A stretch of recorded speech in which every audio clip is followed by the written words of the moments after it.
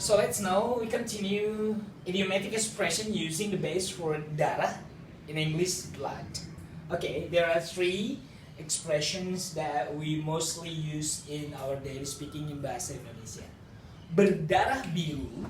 Berdarah biru means a noble person or a person who comes from a noble family.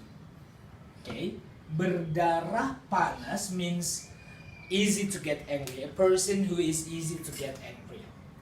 Berdarah dingin means a fierce person or no mercy person. Yeah, okay. The first one is berdarah biru, a man or a woman who comes from a noble family. Berdarah panas means a man or a woman who is easy to get angry. The third, berdarah dingin means a fierce person or no mercy person.